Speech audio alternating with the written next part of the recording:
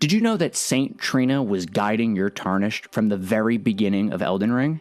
On my channel, I do a Let's Play series called the Mimic Commentary, where we try to look at everything in Elden Ring, and one of the things I noticed was I was trying to pay attention to where we find Trina lilies and nascent butterflies. At the very start of the game, after you choose your class and if you defeat the grafted scion, you fall to your death chasing nascent butterflies. If you're familiar with the butterfly theory, then you might know that the butterflies are generally associated to one of Marika and Radagon's children. Melina with the smoldering butterfly, Mesmer with his black pyre fireflies, Melania with the Ionian fireflies, and Miquella with the nascent butterfly. That's because the nascent butterfly reads, "This butterfly appears as if it's just emerged from its cocoon for its entire life." And we all know that Miquella's tied to cocoons, things like that. I disagree with that theory for one very specific reason. There's actually an additional butterfly in the game that is unobtainable. And this isn't like hacking or anything. It's literally a butterfly in the game that you can't obtain, and it's the butterflies found at the Halig tree. At the Halig tree, there are no Trina lilies. And from Shadow of the Erd tree, we learn that Saint Trina wants you to kill Miquella. You must kill Miquella. So I started theorizing that at the very beginning of the game, the person who is leading you might not actually be Miquella. Torrent's former master is theorized to be Miquella. We have the pre-release image for Shadow of the Erd tree that shows a character who looks similar to Miquella on the back of Torrent. And then if you do the Forge of Brood questline in Shadow of the Erd tree, you're given a cookbook that teaches you spirit raisins, which allows Torrent to push back enemies when breaking into a gallop. The other thing it allows you to craft is Miquella's Charming Branch. Branch blessed with an incantation of unalloyed gold. Those who would otherwise be at each other's throats are united in service of Miquella, as long as the charm that binds them remains intact. And that indicated to me that since Melina is introduced to us by Torrent, and Melina needs us to burn the Erd tree, and she levels us up, I just assumed that, Miquella was the one who did that, because it just made the most sense to me. And then when you meet Ranni, she gives you the spirit calling bell and says it was on behalf of Torrent's former master. I shall leave this for thee, at the behest of Torrent's former master. And I think a lot of people, including myself, assumed that was Miquella. But what's interesting is that if you lie to Ranni twice, and I brought this up in videos before, if you lie to Ranni twice, she tells you that you shouldn't trust people, that people will lie to you. Wise in a way. The lands between are home to lies and cheats aplenty. Perhaps thine ample mistrust will be to thy benefit. So that leads me to believe that she's lying about the spirit calling bell. She wants you to think that it's from Miquella. Now, Torrent could have picked you because of Miquella, but Ranni could have given you the spirit calling bell because of Saint Trina.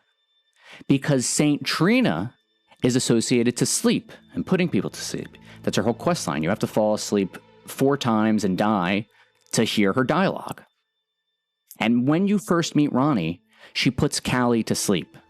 When you work with Roger to figure out that Ranni orchestrated the Night of Black Knives, after a point, he falls asleep. Of falling into a deep, fathomless slumber. When you fight against Rennala, you hear Ranni's voice and she says, "Do not disturb my mother's rich slumber." Mother's rich slumber shall not be disturbed by thee. Then when you work for Ranni, eventually she goes to sleep. Even in my slumber I sensed it. So why is Ranni tied to so much sleep if she's working with Miquella and not Saint Trina? So what I started doing is I was looking at all of the Trina lilies to see where they were and if Saint Trina was trying to talk to us. Saint Trina is the saint of sleep. That means that she speaks in dreams. The Lands Between is a very dreamlike place. This is not a, real world. It's a video game, obviously. But it makes it very dreamlike. So if she was going to communicate to us, she would communicate to us like it was in a dream. That's what I thought. And during this Let's Play series, during the Mimic Commentary, we've been playing around with the idea that the Trina lilies and the nascent butterflies are actually Saint Trina's. These games are very special pieces of art. And a lot of care goes into how they craft these games. It's not just the gameplay and the stats and that, but like as a piece of art, there is a lot of detail put into very minor things. For instance, while looking for these Trina lilies, we can tell that we're coming up into an ambush because trees don't grow out of rocks. And it was a demi-human disguised as a tree. So this is the interesting about Trina lilies. Trina lilies are transparent until you get very close. And when I see Trina lilies, I think Saint Trina wants us to grab them and then look and listen. Look around and see what you say. Well, in this spot, we get to see demi-human ruins. This is where you get the Shield of the Guilty. Then if we just move a little bit, we get to see one of the lit candle trees and the entrance to a cave. If you use that candle tree, it'll bring you to that cave. So to me, that was a hint that if those are Saint Trina's, she's saying that follow the path and you'll get to this cave. Inside, the reward is a Trina lily. If you use the candle tree in Limgrave, it'll bring you to the Mistwood Ruins where you meet Blythe, who works for Ranni, and you can also find a bear who's sleeping because of multiple Trina lilies. And the one that I recently did, which really solidified this theory for me, was in Liurnia of the Lakes. You follow a candle tree and it brings you to Lakeside Crystal Cave. Lakeside Crystal Cave has Latenna and her direwolf. And after I did that episode, somebody told me that I missed a Trina lily. And I was like, what? I looked everywhere. Well, it turns out that when you leave the Crystal Cave, you have to keep walking forward. You have to keep walking forward, and then, do you see it? It's hiding behind this bush. So you go to pick up the Trina lily, and you look around.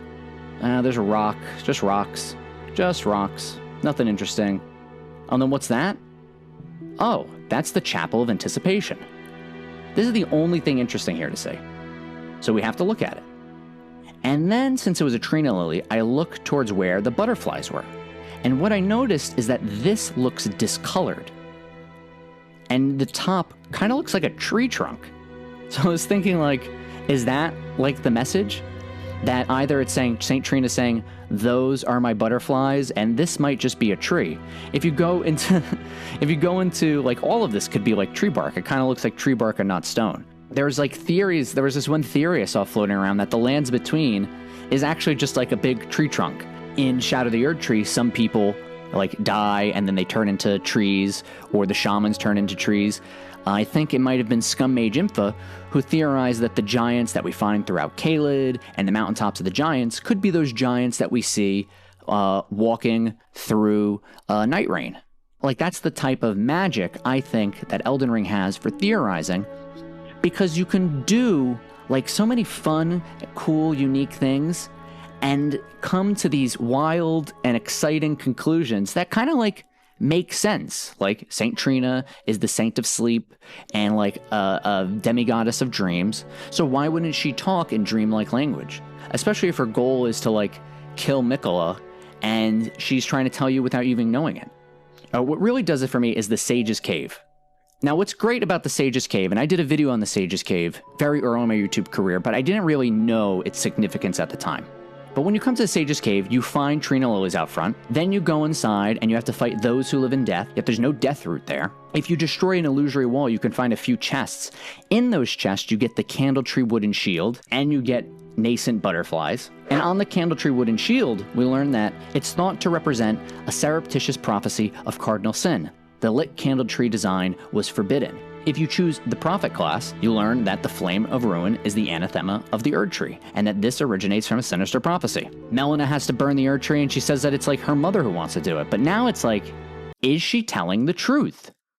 Like, does Marika want her to burn down the Erd Tree or not? I don't know. Well, the crazy thing is that inside of the Sage's Cave, you fight a Black Knife assassin. And the Black Knife assassins worked with Ranni the Witch to assassinate Godwyn the Golden. Godwyn the Golden being assassinated creates Deathroot after the Rune of Death spreads to the Great Tree roots when he is buried into the root system. And because of Deathroot, you get things like the Erd Tree begins to die, souls can't return to it, all bad stuff. All of the stuff that leads to the Elden Ring being shattered. And after the Elden Ring is shattered, all the Tarnished start coming back, including yours. I said in a video recently that Ranni lies.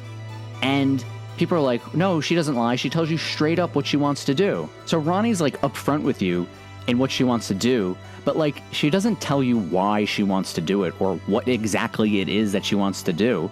And when you think about how Ranni is so closely affiliated to the Nox, the Shapeshifters, the Silver Tears, the Mimics, then you start to think, wait a second.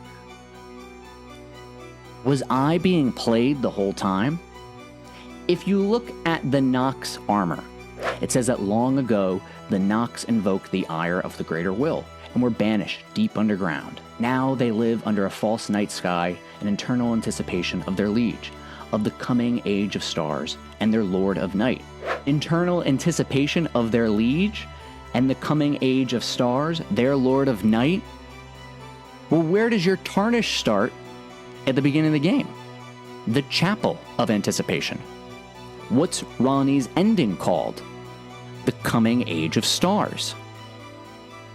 And what does that make your tarnished if you choose her ending? Their Lord of Night. And the most popular Spirit Ash in the entire game are the Mimic Tier Ashes. The spirit takes the form of the summoner to fight alongside them, but its mimicry does not extend to imitating the summoner's will. Mimic Tears are the result of an attempt by the Eternal City to forge a lord. And if you ever had to respec your character because you didn't like the build you were using, what do you think happened to the larval tier after you used it? Thou art now a sweeting, full fine and fair. My thanks for being born of my beloved egg, time and time again. Did it just disappear? Or did they make a copy of you?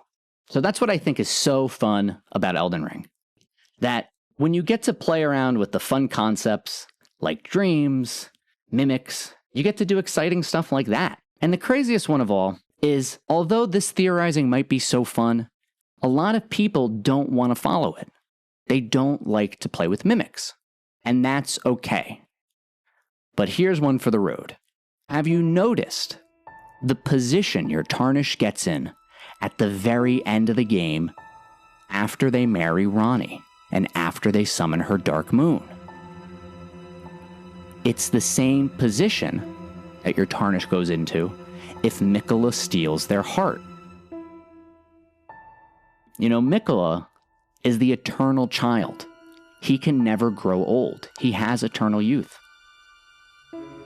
Ranni, well, her eternal youth isn't real. It's fake. She's mimicking Miquella.